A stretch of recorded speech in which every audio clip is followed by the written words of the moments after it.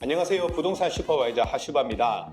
오늘은 그동안 저희한테 들어왔던 질문들을 엄선해서 할타님께서 질문에 대해서 답변해 주시는 시간 갖도록 하겠습니다. 저희 영상을 보시다가 궁금한 질문이 있으시면 언제든지 댓글로 남겨주시면 저희가 이렇게 따로 시간 마련해서 할타님께서 상세하게 설명해 드릴 테니까 오늘 영상 보시는 분들도 궁금한 점 편하게 남겨주세요. 자, 그럼 할타님. 하시원님, 네. 질문을 엄선하셨다 했는데 네. 엄선 안 했습니다. 다 들고 왔습니다. 지금 네. 질문이 없어. 하나하나 소중하거든요. 네. 그래서 다 들고 왔어. 엄선 안 했어. 그렇습니다. 예. 자, 그러면 첫 번째 질문부터 네. 한번 들어가 볼까요? 첫 번째 질문입니다. 질문하기 전에 제가 지금 감기로 목이 조금 좋지 못하니 양해해 주시고요. 최대한 열심히 해보겠습니다. 축제 3구역, 고동 1구역이 줄줄이 시공사 해지 수순을 밟고 있다고 하던데 고견을 듣고 싶습니다. 부산의 대작급 제재도 힘든데 나머지 현장들은 과연 어떻게 될지 궁금합니다. 라고 질문을 남겨주셨네요. 요즘은 시공사 해지 얘기가 많이 나와요. 저번 주간 영상에서도 시공사 해제가 되는 게 시공사가 공사비를 이제 많이 올리니까 네. 조합에서 이 공사비 감당하기 힘들어서 해제하는 사례가 있는데 저번 주간 방송에서도 이야기했습니다. 시공사는 두 가지 경우가 있다. 정말 진짜 필요해서 공사비를 올리는 경우, 그 다음에 나 이 구역 하기 싫어. 이 구역은 돈도 안 될 것 같고 하기 싫어 해서 빠져나오려고 확 올려버리고 뭐 공사비를 확 올려버리고 뭐 그런 경우가 있다 얘기했는데, 자, 반대로 조합원들 입장에서 어떤 경우 해지가 되냐. 첫 번째, 정말 조합을 위해서 해지하자. 시공사가 너무 공사비도 올리고 말도 안 듣고 너무 시공사 위주로 흘러가니까 야, 안 되겠다. 그냥 조합을 위해서 해지하자 해서 막 총회 열어가지고 해지하는 경우가 있고, 자, 두 번째 경우 브로커의 개입입니다.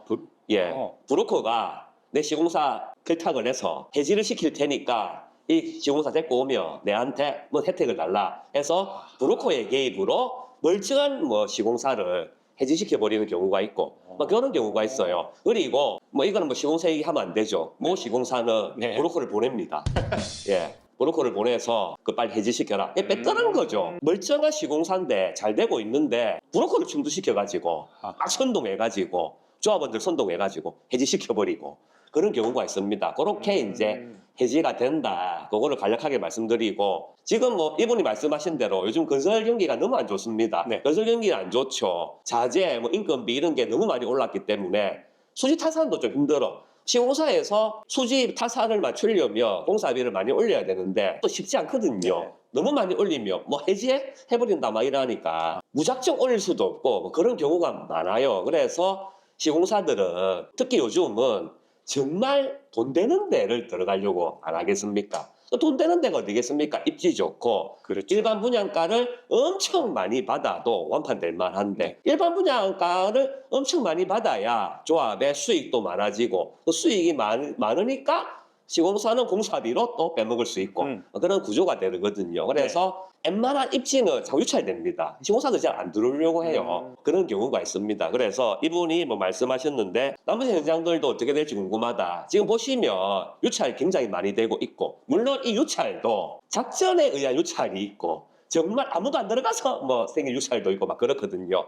그런 것도 잘 알아보셔야 되는데, 요즘 같은 때일수록 정말 입지가 좋고 사업성이 좋고 괜찮은 데를 해야지 시공사가 이제 입찰을 하니까 그런 경우가 있다. 그렇게 말씀드립니다. 어제 제가 듣기로는 예. 망미주공도 유찰됐다고 그렇습니다. 하는데 거기도 그런 영향이 있는 거네요, 그러면? 그러니까 망미주공은 사실 규모가 되게 크잖아요. 그렇죠. 되게 커. 그래서 시공사들이 계속 요구하는 게 혼자 들어가기에는 너무 부담이 크니까 컨소를 좀 하게 해달라 하는데 네. 조합에서는 컨소를 못 하게 해요. 단독 입찰을 해라. 단독 입찰을 해라. 그렇게 하니까 지금 계속 유찰이 되는 거예요. 네. 벌써 두 번 유찰이 됐거든요. 네. 2차도 무응찰 유찰입니다. 아무도 입찰을 안 했어요. 부담스럽다는 거죠. 그렇죠. 옛날이야 뭐 건설 경기 좋고 뭐 좋을 때야 근데 혼자 다 지겠다 가능하지만 지금같이 이제 조금 리스크가 있는 입장에서, 건설 경기가 힘든 입장에서 그 큰 구역을 혼자 감당하겠다 이게 힘드니까 좀 여러 개 좀 모아서 좀 하게 해달라. 뭐 그런 것 같아. 그래서 이제 조합도 계속 유찰되니까 네. 지금 벌써부터 시공사들 모아놓고 한번 이야기 한번 해보겠다. 조건을 다시 바꾸겠다. 뭐 이런 얘기도 나오고 있거든요. 예, 네. 그런 경우가 아닌가. 뭐 이건 제 생각입니다. 네. 또 실컷 말해놓고 또 하여튼 뭐네 개인 생각하면 생각을 얘기하면 어쩌냐 얘기하는데 다시 말씀드립니다. 모든 방송은 다 개인 생각이에요. 뉴스가 아니기 때문에 제 개인 생각을 말할 수밖에 없습니다. 저는 이제 팩트에 기반한 제 생각을 말씀드리는 거죠. 그런 식으로 유찰이 됐다. 그걸 말씀드립니다. 예. 알겠습니다. 예. 충분한 답변이 됐는지 모르겠지만 어쨌든 그 다음 질문으로 넘어가도록 하겠습니다. 아이고 이거는 질문이 좀 기네요. 예. 예, 읽어보겠습니다. 자, 감정평가 추정 금액으로 피 붙여서 구매를 할 수밖에 없는데요. 공동주택 같은 경우는 예전에는 공주가 150%, 단독주택은 130% 정도를 계산을 하던데 요즘 보면 다세대는 60%, 단독은 150%로 계산을 합니다. 갑자기 이렇게 바뀐 이유가 있는 건지요. 촉진 사구역 같은 경우는 공동주택이 공주가 대비 80에서 90%, 예상 감정하고도 너무 많은 차이가 나서 혼란스럽습니다. 현재 서금사 A구역 간평 나오기 전 단독주택을 구매하려고 생각 중입니다. 부동산 말로는 요즘 단독이 개별 공시가 150% 이상 다 나오는 추세라고 하는데요. 과연 이 말이 어느 정도 믿어도 될지 선택은 저희 몫이지만 간평가에 대한 정보는 잘 찾을 수가 없습니다. 그렇다고 부동산 말만 믿고 선택하기에는 퍼센트 차이에 따라 차익이 워낙 커서 혼란스럽습니다. 최근 부산 간평가가 공주가 공시가 대비 어느 정도 예상을 하면 될까 좀 알려주세요. 라고 질문을 남겨주셨습니다. 아이고 하조관님 네. 고생하셨습니다. 아유, 목도 안 좋으신데 목이 터질 것 같습니다. 이 너무 긴 거를 굉장히 오랫동안 읽으셨는데 우리 편집할 때 이거 빨리 돌리거든요. 호로로로로 돌리거든요. 그래요? 예. 아이고. 그렇습니다. 어쨌든 긴데 네. 예, 긴데 뭐 간평 금액이 이제 나오는 게 추세가 좀 바뀐 것 같아. 네. 맞습니다. 추세가 바뀌었습니다. 예전에는 보통 우리 간평 추정할 때 그 공시가에 130, 150% 곱해서 간평을 추정했는데 요즘 트렌드가 원룸, 특히 원룸, 빌라 이런 다세대가 안 나와요. 예, 예상 간평이 작게 나와. 네. 말씀대로 속진사 같은 경우는 오히려 공주가보다 더 작게 나와버렸어. 그러면 앞으로 이제 이렇게 추세가 계속 될 거냐? 감정평가사 분들한테 또 여쭤보니까 이렇게 추세가 바뀌었다고 하더라고. 그래서 그러면 우리가 계속 예상을 뭐 130, 150% 할 수 있냐? 그건 아니지 않습니까? 네. 그래서 낮춰야죠. 네. 낮춰야 되는데 뭐 100% 공주가 그대로 간평 나올 거다라고 또 예상하기는 그렇고 해서 한 110% 정도 예상해보자 한 겁니다. 한 거고 반면에 단독주택은 본인 땅도 있고 하기 때문에 그렇죠. 이 공시지가에 대한 간평은 또 높게 나오더라고요. 그래서 이건 오히려 150%를 올리고 나머지는 110%를 낮췄다. 이렇게 보시면 되고 이것도 다 예상이죠. 구역마다 금액 수준이 또 다 다르기 때문에 이것도 어디까지나 예상입니다. 그 예상을 바탕으로 매수를 하는 건데 자 생각해 봅시다. 예상 간평이 중요하면 중요한데 네. 한편으로는 안 중요할 수도 있어요. 그래요? 왜 그러냐? 자, 해당 구역에 예상 간평이 생각보다 작게 나왔다. 네. 그러면 다들 작게 나오거든요, 보통. 아, 근데 다 높게 나왔는데 내만 작게 나왔다. 아, 이거는 진짜 문제지. 네. 이거는 진짜 문제인데 보통 그 수준으로 나오지 않습니까? 그 일대의 그 동네 자체가 다 같이 따닥따닥 붙어 있기 때문에 그렇죠, 그렇죠. 다 비슷비슷하게 수준으로 나오지 않습니까? 환경은 비슷하니까. 그렇죠. 예. 다 낮게 나왔다. 이게 사실 그럼 안 좋은 거냐? 냉정하게 생각해 봅시다. 조합에서는 그만큼 비용이 줄어듭니다.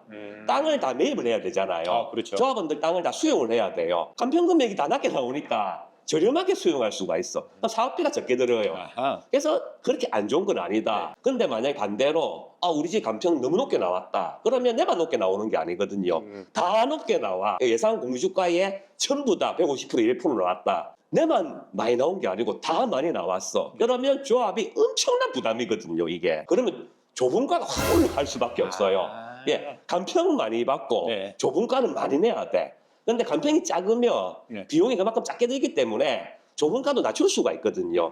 그래서 이거는 사실 예산 간평을 추정하는 것도 물론 중요하지만 그렇게 심하게 연연 안 해도 된다. 진짜 내 것만 네. 뭐 낮게 나왔다든지 하면 난리 나죠, 이제. 문제가 되는 거죠. 예, 그런 거 잘 봐야 되고 두 번째로 중요한 게 매물을 보실 때 부동산에 따라서 어느 부동산은 뭐 110% 곱하는 부동산도 있고 어느 부동산은 아직도 뭐 130%, 150% 곱하는 부동산도 있거든요. 네. 그걸 잘 보셔라. 그래서 단순히 똑같은 매물이라도 네. 이 부동산에는 피가 1억이야. 근데 이 부동산에는 피가 뭐 8천만 원이야. 뭐 그럴 수도 있거든요. 그럴 수 있죠. 예상 간평을 다르게 계산하니까 예, 그런 거를 한번 유심히 잘 살펴보셔라. 그렇게 말씀드립니다.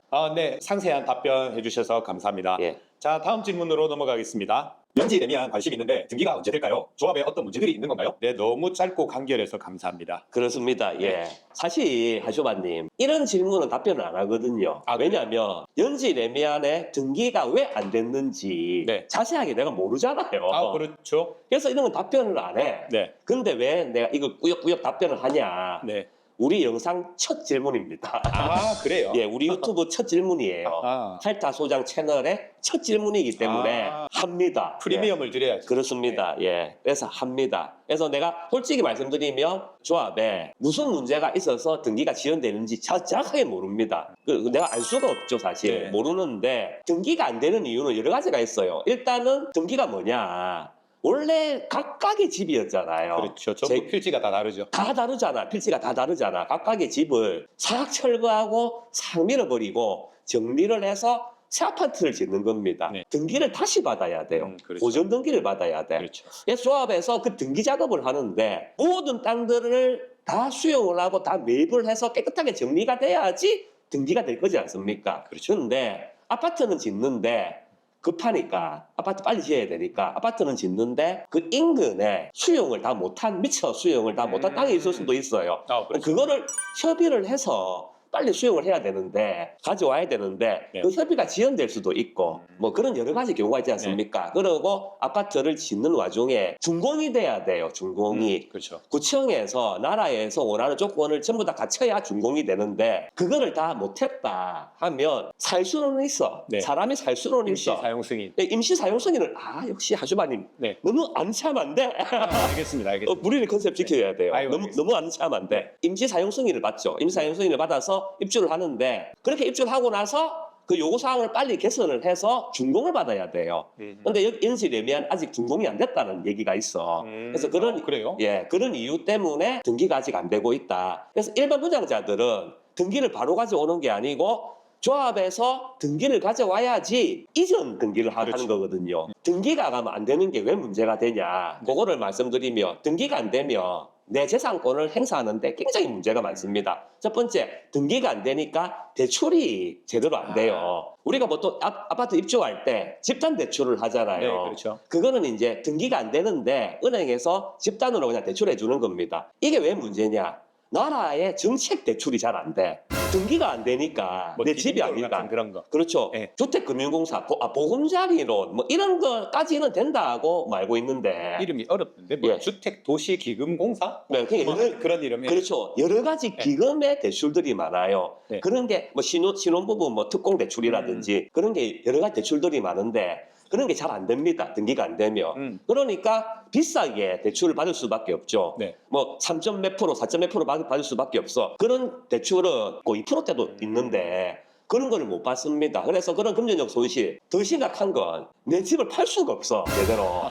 등기가 안 되니까 사는 사람도 대출 받아서 사야 되고 그렇죠. 기금 대출 받아서 사야 되는데 등기가 안 되니까 제대로 살 수가 없어요. 사야 되는 사람도 대출이 안 나오니까 팔 수가 없지 않습니까? 그렇죠. 그래서 재산상의 문제가 심각합니다. 특히 뭐 1분자들은 네. 완전 피해잖아요. 아. 조합의 일 때문에 등기를 못 가져오니까. 네. 그래서 제가 저번에 한번 연재 레미안 지나갔는데 네. 또 빨간 현수막을 막 걸어놨더라고. 아이고. 등기가 빨리 해달라. 네. 그 똑같이 입주한 가야롯데, 이편한 세상 시민공원, 연지 레미안 세 개 중에 네. 가야롯데는 벌써 제일 먼저 등기가 됐고 아. 미시공도 다 등기됐습니다. 네. 근데 여기는 아직 안 되고 있으니까 일반 분양자들은 정말 좀 금전적으로, 정신적으로 좀 피해가 있지 스트레스 않나. 많이 받겠네요. 그렇죠. 네. 그렇습니다. 레미안은 절대로 개입 안 합니다. 이런 문제에 아, 대해서. 그래요? 다른 시공사들은 뭐 네. 등기가 늦어진다, 분양이 늦어진다 하면 시공사들도 좀 나서거든요. 나서서 네. 뭐 자기들도 뭐 해결하고 뭐 철거민이 뭐 버티고 있다. 그러면 시공사도 막 나서거든요. 아. 레미안은 절대 안 나서 여기는